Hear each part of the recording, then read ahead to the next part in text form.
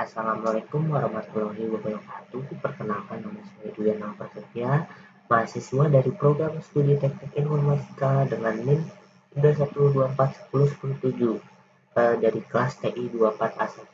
Nah, pada kesempatan ini saya akan mempresentasikan hasil tugas ujian akhir semester mata kuliah logika informatika. Nah, topik ini adalah analisis kontingensi, kontradiksi, dan tautologi dalam sebuah pernyataan logika yang diambil dari berita terkini, serta mengimplementasikan analisis tersebut menggunakan aplikasi Streamlit berbasis Python. Berita yang saya analisis adalah berasal dari pernyataan resmi CNN, organisasi PSHT yang beberapa waktu lalu menjadi perhatian masyarakat. Nah, isi pernyataan yang saya ambil itu, kami mengakui bahwa kesalahan dan meminta maaf karena membentangkan bendera organisasi di fasilitas umum negara lain, meski tidak bermaksud buruk dan tidak ada niatan merusak. Pernyataan ini menarik karena menunjukkan hubungan antara sebuah tindakan dan niat yang mendasari tindakan tersebut. Nah, hal ini cocok untuk dianalisis secara logika proporsional karena terdapat beberapa proposisi menjenguk yang bisa dinyatakan dalam simbol logika seperti konjungsi, negasi, dan implikasi. Selanjutnya saya akan menampilkan kode Python yang saya tulis untuk menganalisis logika ini menggunakan konflik.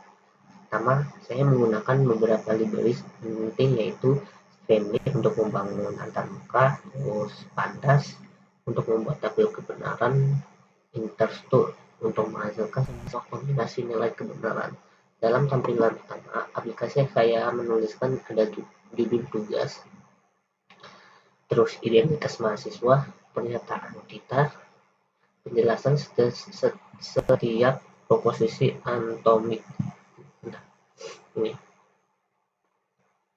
Lalu saya menggunakan checkbox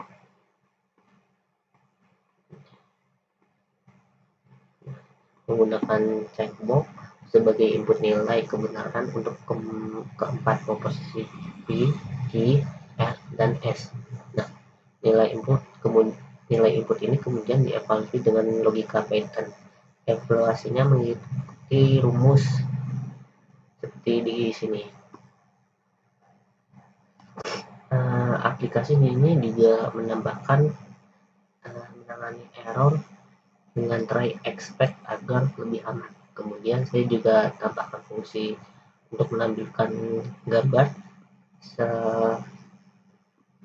jika tersedia dan menyusun langkah evaluasi logika yang bisa dilihat bagian expander. Sini saya akan menjalankan Streamlit dengan perintah Streamlit on wasp.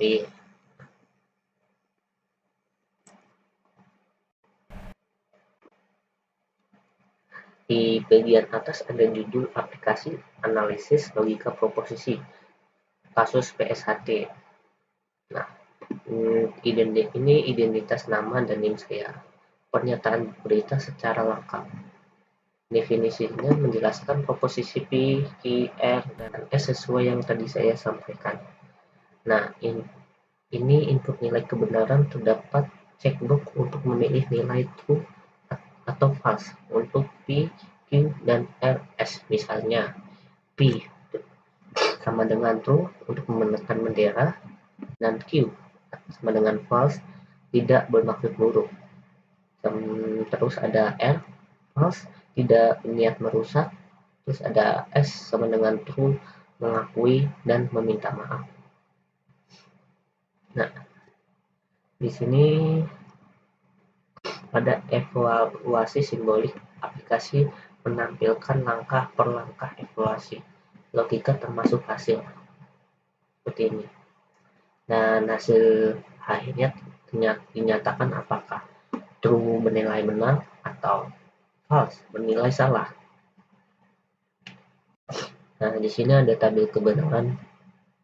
Aplikasi ini juga secara otomatis menghasilkan tabel kebenaran lengkap dengan semua kemungkinan kombinasi true, false, dan PQ dan RS. Nah, tabel ini menunjukkan hasil evaluasi dari 16 kombinasi nilai 2 pangkat 4 dan apakah setiap kombinasi menghasilkan nilai benar atau salah. Nah, setelah semua nilai dikumpulkan, aplikasi itu akan menyimpulkan jika semuanya true atau tautologi. Jika semuanya false berarti kontradiksi. Jika ada true dan ada false, namanya itu kontingensi. Nah, dan dari hasil perhitungan saya, kesimpulan ini adalah kontingensi karena hasil evaluasi ini tidak selalu benar dan tidak selalu salah.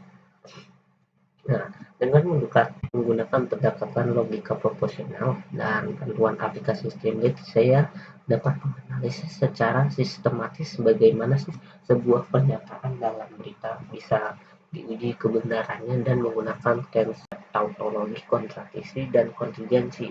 Nah, aplikasi ini tidak hanya membantu dalam proses belajar logika, tetapi juga menunjukkan bahwa logika dapat diterapkan langsung pada pernyataan nyata di kehidupan sehari-hari. Sekian presentasi dari saya. Terima kasih atas perhatian dan kesempatannya. Wassalamualaikum warahmatullahi wabarakatuh.